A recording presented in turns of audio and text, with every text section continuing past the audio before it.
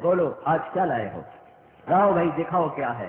دنیا میں اللہ پردے ڈالتا ہے، چھپاتا ہے، اور آخرت میں پردے کھول دے گا، اٹھا دے گا، بتا دے گا اقرأ کتابک، اقرأ کتابک کفی بنفسک اليوم علیک حسیبا، پڑھو اپنی کتاب کو، اس میں سب کچھ کیا وہ ہے جو تم نے کیا تھا۔ کیسے انکار کرے، کیسے بھاگے؟ تو یہ وہ بہت بڑا وحشت ناک دن اور ہیبت ناک دن ہے جس کے تیاری کے لیے ہمیں اللہ نے اسلام عطا فرمایا۔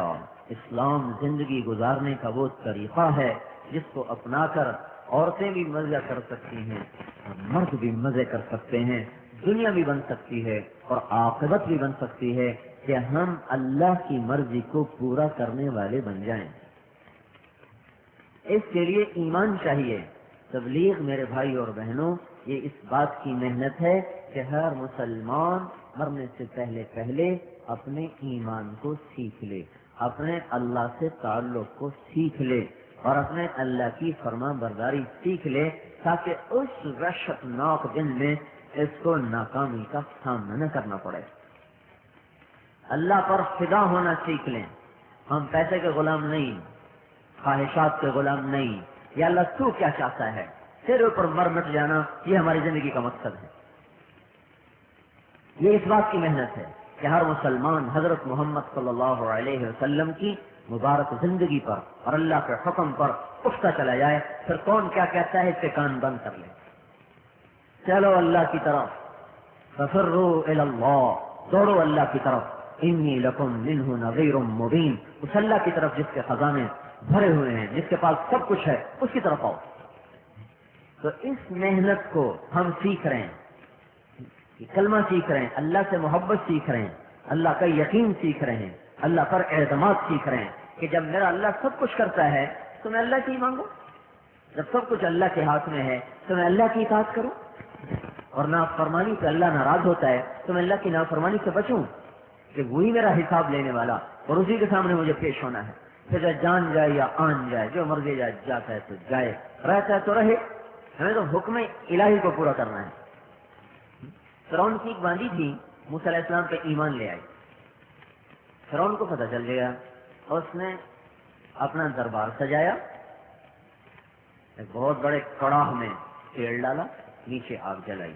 جب تیل کھولنے لگا تو اس لڑکی، اس عورت کو بلایا، اس کی 2 بیٹیاں تھیں، ان کو بلایا، ایک دودھ پیتی تھی، ایک ساتھ چلتی تھی۔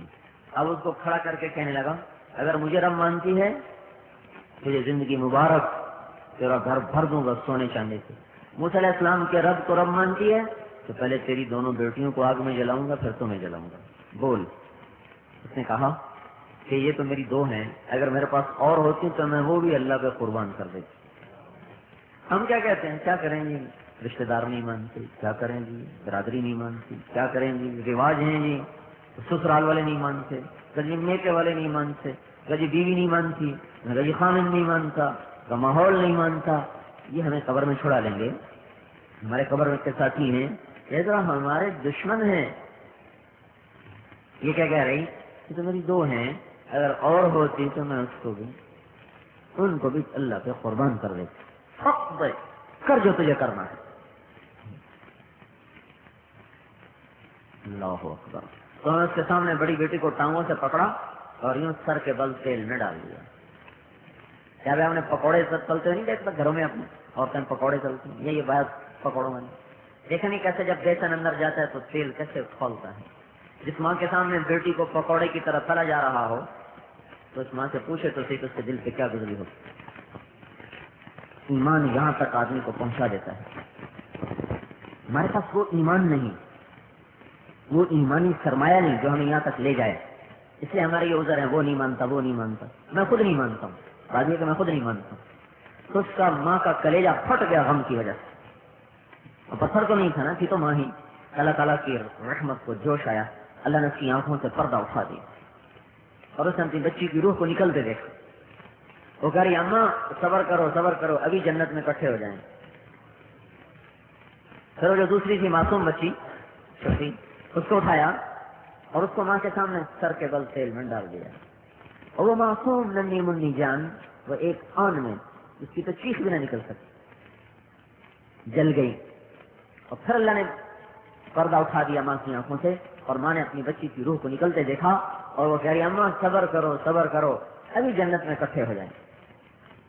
تو جب اس کو پکڑا نا ڈالنے کے لیے تو اس نے کہا فرعون میری ایک درخواست ہے۔ میں نے کہا کیا ہے؟ کہ ہم تینوں کی ہڈیوں کو کچا دفن کر دیں۔ پیچھے تو ہڈیاں تھی نا، گوشت تو سارا تیل نے جلا دیا تھا، کہ جب میں بھی جل جاؤں تو ہم ماں بیٹیوں کی ہڈیوں کو کٹھا دفن کر دینا، اور میری کوئی خواہش نہیں۔ کہنے لگے ہاں یہ تیری خواہش پوری کر دی جائے۔ تو اس کو بھی تیل میں ڈال دیا۔ اگر یہ وہاں کلمہ کفر کہہ دیتی جان بچانے کے لیے تو جائز تھا، کہتی ٹھیک ہے میں تمہیں رب مانتی ہوں، لیکن اندر میں ہوتا کہ میرا اللہ رب ہے، تو یہ جائز تھا۔ لیکن محبت کی ایک سطح ایسی ہے، ایمان کی ایک سطح ایسی ہے جہاں جان لگانا بچانے سے زیادہ محبوب ہو جاتا ہے۔ خادم ہوا کا صبر کا ام لم تصبرا وبكاك ان لم يجد دمعك اوجرا امر الفؤاد لسانه وجفونه فكتمنه وكفى بجسمك مخبرا۔ ہمیں یہ سطح نصیب نہیں ایمانی۔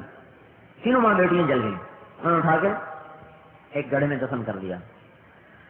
اور رسول اللہ صلی اللہ علیہ وسلم 2000 برس کے بعد دنیا میں تشریف لائے، موسیٰ علیہ السلام سے 2000 سال کے بعد، اور پھر 40 برس عمر گزری، نبوت ملی، پھر 10 برس کے بعد معراج ہوا، تو 2050 سال کے بعد جب آپ بیت اللہ سے بیت المقدس آئے، اور بیت المقدس یعنی فلسطین، اور وہاں سے آپ آسمان کی طرف کو چلے تو آپ کو جنت کی خوشبو آئی نیچے سے، زمین سے۔ تو آپ نے فرمایا جبرائیل جنت کی خوشبو کہاں سے آ رہی؟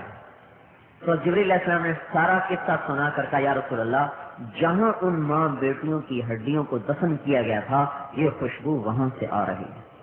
جو اللہ کے نام پہ مرتے ہیں وہ یوں زندہ ہو جاتے ہیں، اور جو نفس و شیطان کے نام پہ مرتے ہیں ان کے نام تو کیا ان کے نشان ہی مٹا دیے جاتے ہیں۔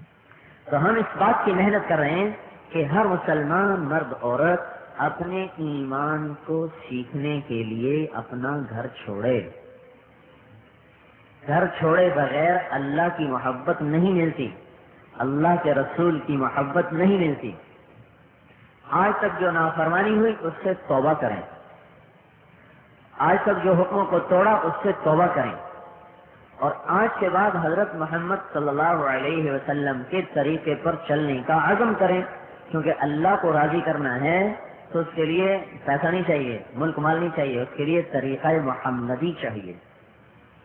ہماری گھروں کی معاشرت میں، ہماری عبادات، شادی بیاہ میں، لباس میں، گفتار چال ڈھال میں حضرت محمد صلی اللہ علیہ وسلم کے مبارک طریقوں کی جھلک آنے لگ جائے۔ سب سے بڑا محسن ہمارا اللہ ہے، لہذا اس کی ماننا ماں سے بھی پہلے ہے، باپ سے بھی پہلے ہے، بیوی سے بھی پہلے ہے، خامن سے بھی پہلے ہے، بچوں سے بھی پہلے ہے۔ سب سے پہلے اے اللہ تو کیا چاہتا ہے؟ تو ہمیں اس نے کہاں سے انسان بنا دیا، سارا جہان خدمت سے لگا دیا، ساری کائنات کے خزانے ہمارے لیے پیدا فرما دیے، اور اس کے بعد ہمارا محسن حضرت محمد صلی اللہ علیہ وسلم ہے کہ جو اشارہ کرتے ہیں تو مکے کے پہاڑ سونا بن جاتے ہیں، لیکن اپنی امت کے فقیروں کو تسلی دینے کے لیے ساری زندگی پیڑ سے پتھر باندھ کے گزار دی۔ جو اشارہ فرماتے تو جنت کے کھانے زمین پہ اتر آتے، لیکن اپنی امت کے غریبوں کو تسلی دینے کے لیے گلی سڑی کھجوریں تو کھائیں اور جنت کے کھانے نہ اتروائے۔ باغ میں جا رہے ہیں، باغ میں عبداللہ ابن عمر بھی ساتھ ہیں، نیچے کھجوریں پڑی ہوئی ہیں، کھجوریں گری ہوئی کھجوریں، تو وہ اٹھا کے آپ کھانے لگے۔ گری پڑی کھجور کا کھانا جائز ہے، وہ آپ اٹھا کے کھانے لگے، اور عبداللہ ابن عمر سے کہنے لگے عبداللہ تو نہیں کھاتا؟ کہ یا رسول اللہ مجھے بھوک نہیں۔ تو آپ نے فرمایا بل انا اشتہی ہے، عبداللہ مجھے بھوک ہے۔ هذه صبح رابعة ما ذقت شيئا، آج چوتھا دن ہے میں نے ایک لقمہ نہیں کھایا۔ یہ مشقت آپ نے کیوں برداشت کی؟ اپنی امت کے لیے۔ کوئی ماں ایسی نہیں ہے جو 4 دن کی بھوکی رہ کر بچوں کو کھلائے، جب سر پہ پڑتی ہے نا تو اولادوں کو چھوڑ کے ہر کوئی بھاگتا ہے۔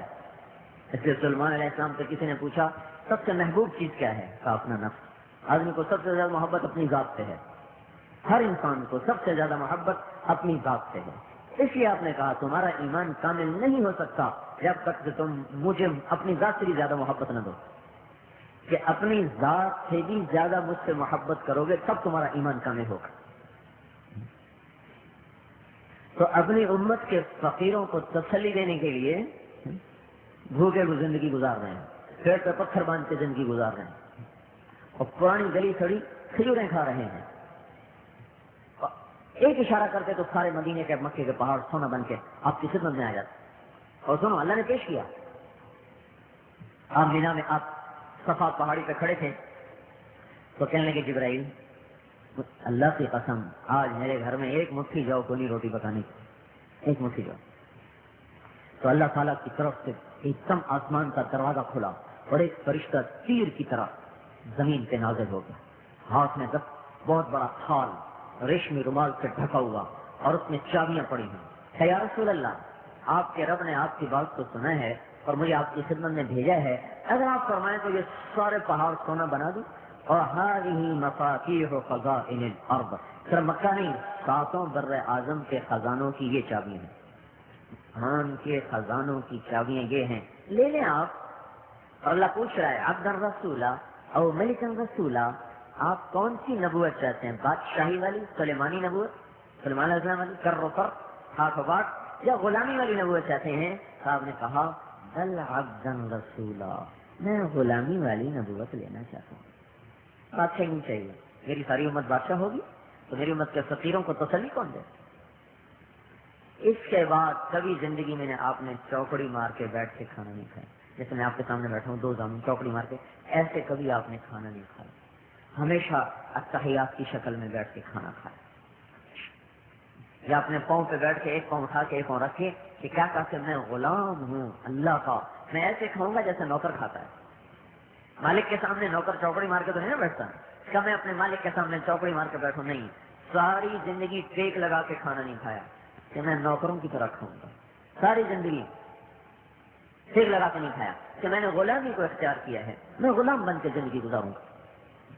ایک اشارے پر سارے کافروں کی گردنیں اڑ جاتی، وہ جو قتل کی اسکیمیں بنانے والے تھے ان کے لیے بھی ساری رات رو کے دعائیں کی جا رہی،